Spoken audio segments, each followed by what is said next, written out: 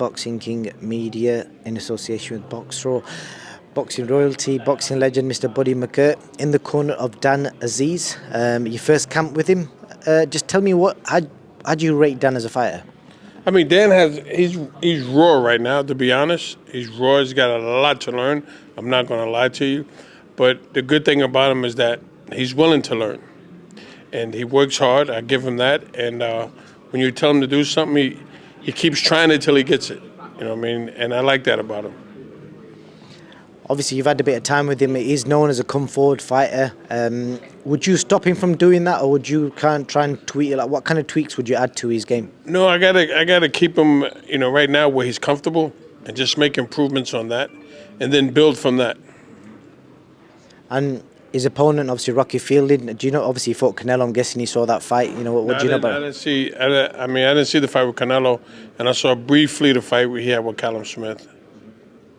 How'd you rate him as a fighter? I mean, listen, he's dangerous. He's a veteran. He's been around. His only two losses were to two top guys. It's not like he lost to two guys nobody ever heard of. So, we prepared for any and everything. He didn't make weight. He's a pound over, and he's chosen not to lose that. From your experience in boxing, what does that tell you? Listen, it's only a pound. If it was 4 or 5 pounds, different ballgame. It's only a pound. So, I mean, we can't take that as a negative. We have to look at it as a positive and say that he's got some up his sleeve. So, we still got to stay focused and stay ready and do what we got to do tomorrow night. Correct me if I'm wrong. Obviously, Dan's defending his British title belt, which is quite a prestigious belt for British boxers. Have you been involved in a British title fight before? Yes, with Paul Smith a long time ago. Obviously, I spoke to Dan, and this is his second defence. But in the UK, if you defend it 3 times, you can keep that belt outright. Obviously, you've seen the beauty of the belt. Would you want him to keep that outright? Oh, of course, without a doubt. I mean, you want to keep those for when you get old, and when you're talking, people are going to say, he wasn't no champion, you're crazy. But you got proof. And it's something, that you cherish. You worked hard for, and, I mean, something to be proud of, and they can never take from you. How do you see this fight playing out? Well, listen, like I said, we got a lot of work ahead of us tomorrow night, and we're prepared for it. But, the key, as we know, is to keep the pressure on them. We can't stay outside. The guy's too long, so we got to keep that heat on him. I look forward to it. Just want to speak to you about a couple of other matters. Dillian Whyte, it's been a few weeks since you've had time to reflect on the fight. I've got to ask you, because I never spoke to you after the fight, but I think you said in the press conference that you've never seen Dillian Whyte fight. A lot of people couldn't figure out if he was joking around or if he was being serious. I was dead serious. I mean, I'd never seen him fight. I saw clips, but and then when we started training, he would show me brief clips of his fights. But to actually say I sat there and watched him fight a whole fight, I'd be lying. And I didn't. But, if I'm in the gym with him every day, I don't need to see you fight. You know what I mean? I got you every day now, so I can see you behind the scenes where it counts. Is there any reason why you don't watch fighters?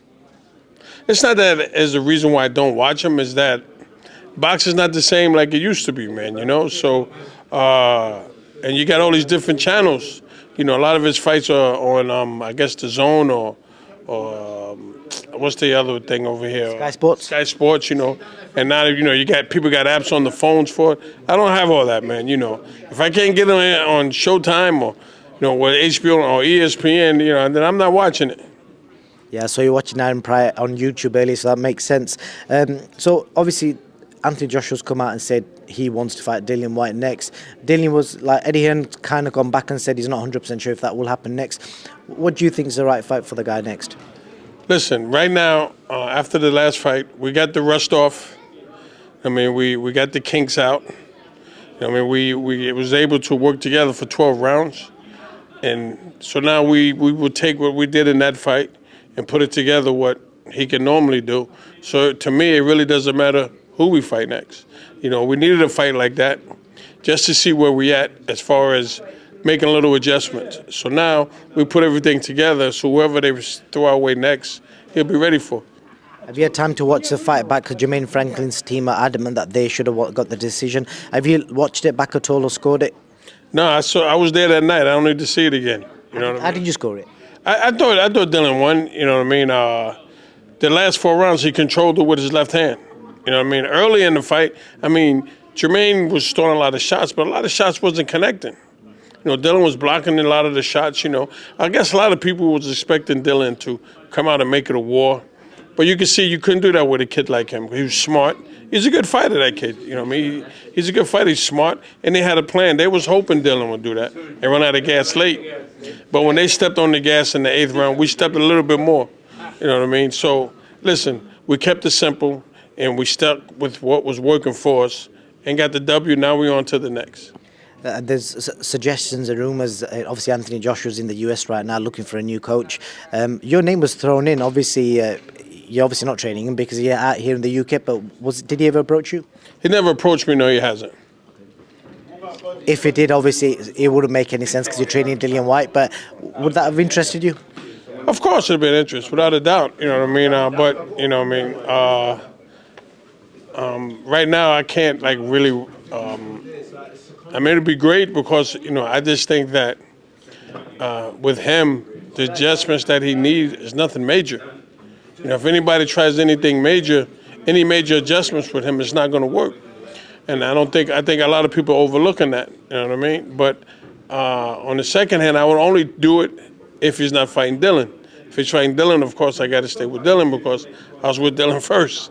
You know what I mean? But if he's not fighting Dylan, yeah, of course, I would love that. What do you make of the fact that obviously you did the camp with Robert Garcia and there was like rumours and suggestions that there were arguments behind the scenes which obviously are coming out now, and that's the reason why he's choosing to have a different coach. And then Derek James, it seems to be the hot favourite. Any views or opinions on all that? I really don't know what happened behind the scenes with Garcia. I thought it was a good choice. Now what happened behind the scenes, I don't know. I heard he was with Virgil Hunter. You know what I mean? And I heard he was with Derek James. You know what I mean? He was with Ronnie Shields at one time.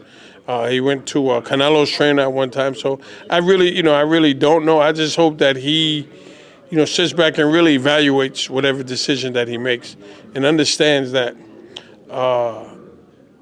he doesn't need no big adjustments. And if anybody tries to convince him he does, they're lying to him.